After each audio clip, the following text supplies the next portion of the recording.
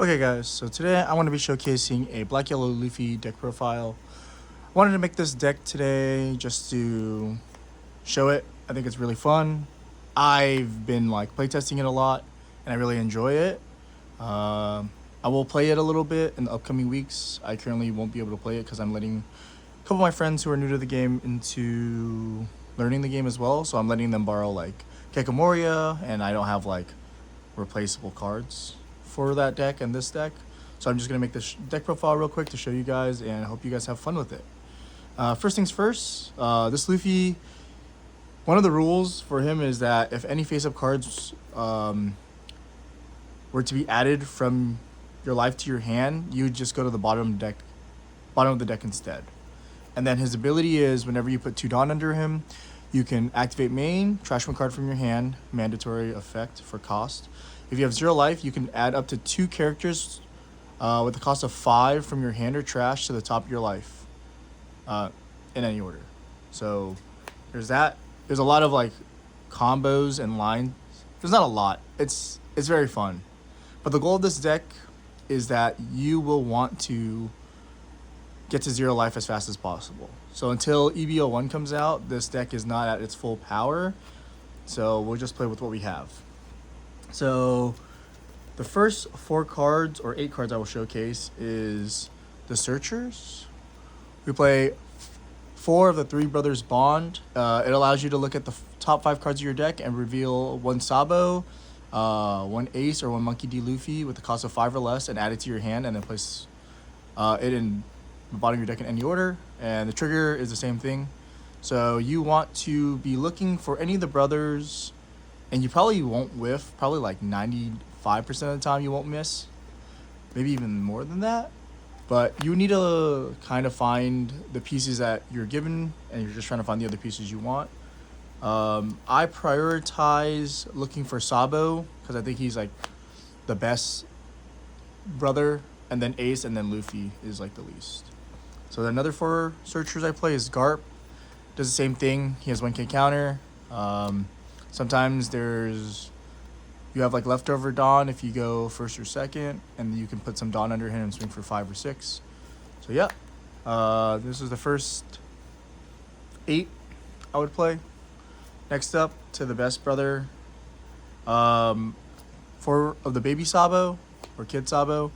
All those small kids, they do the same effect where if you trash this one, you can reveal the top of your life, and if it's a Sabo or Ace or Luffy, whatever the name is, you can evolve into them, and then your leader gets plus 2,000. So, 4, it's mandatory. I mean, I think this card is just way too good. You can play 2 Dawn to cheat out a 5 cost, which is insane, and then buff your leader for 2,000. So essentially, it's super Dawn efficient because you play a 5 cost body, and then you essentially is attaching 2 Dawn under the leader. So with the 4 Sabos, we play.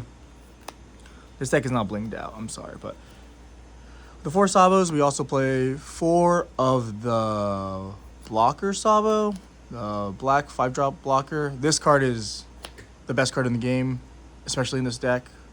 Like I said, you can cheat it out with this young Sabo, but also drawing 2 and then trashing 2 just to cycle your hand is just crazy. And protecting your board from destruction, especially with a lot of Gecko Morias going around. This card's always going to be good. And then I also play 2 of the starter deck Sabo. His effect is when you on play, trash the top card or the bottom card of your life, so mandatory effect, trash, and KO opponent's character with 5 or less. Just play 2 of them for removal. Kind of helps you make your life get to 0 as fast as you can. So I just play 2. I think I might cut this later. I don't know. It's just a removal that's pretty good. Alright. Up next, we're playing 4 of the baby Ace. Same thing. Trash this character. Reveal the top of your life. And if it's an Ace, you may, with the cost of 5, you can play him. And then your leader gets 2,000. Nothing crazy here. Just standard. But you get to play 4 of this new 5-drop Ace. 5/7 on play. If you have 2 or less life, this card gains rush. It's for 2 Dawn, you get a 5/7 rusher, and your leader gets plus 2,000. I don't know. It's pretty good. You know, they have to answer this card. If not, if your opponent doesn't answer this card, they just swing again for 7, right? So, and then last up with the brothers, we play 4 of the baby kid Luffy. Same thing, trash this character, reveal top of your life. If it's a Monkey D. Luffy, that's a 5 or less, you can just play it, and your leader gets plus 2,000. He's good. Just need it for the deck, just for names. And then I play 4 of this yellow 5-drop Luffy. On active main, this character gains 2,000. And then if you have 1 or more life, you can draw a card and trash the top of your life. He is good. Like I said, he's like the least favorite brother I want to have. But he is a 8k swing every turn, which is kind of insane. And the only thing I like about him for right now is that you can trash your life, because you want to get to 0. So you want to be able to trash your life, draw a card, you know, cycle through stuff, and just swing 8k every turn with him. After this, we have... I only play 4 2k counters, but when EBO1 comes out with Flampe, you'll play like 12. But I play 4 Hioris. This helps you look at the top, add a card from your life, and then you can put one of the brothers up. So normally what people do is they combo for your 4 Dawn turn, you can go, you have like any of the 2 pieces in your hand, you can Hiyori, add 1, play whatever brother you have, and then you play the younger version to cycle through. So then your leader gets 7, becomes a plus 2,000 ability because of the kid, and then you have like a 5-drop that does something that you need depending on the situation. That's why I say Sabo's good, because you get a cycle through. And the last 2k counter I play right now is Machino. You sometimes play her, but mostly it's just a 2k counter. But when you play her, you add the top card of your life and you rearrange the rest of your life in any order. I try to stack it with any of the brothers, but if I don't have anything, I just, you know, unlucky. But yeah. And then the last 8 cards that I play, this is like this character is really OP.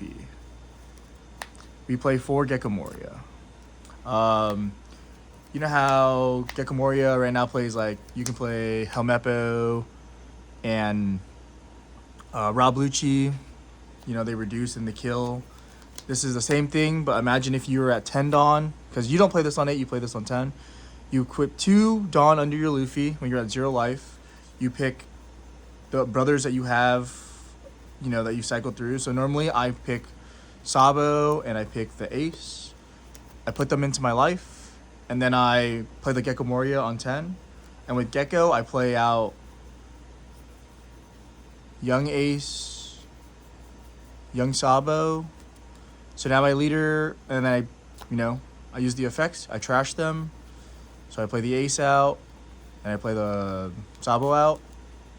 My leader then is 11 because it has 2 Dawn attached under. I have a 5/7 rush, and I also have the cycle 2. And I can protect my board. So if I don't have enough counter and they swing something crazy, I don't know, like a number that I'm not comfortable with, I can always block. But yeah.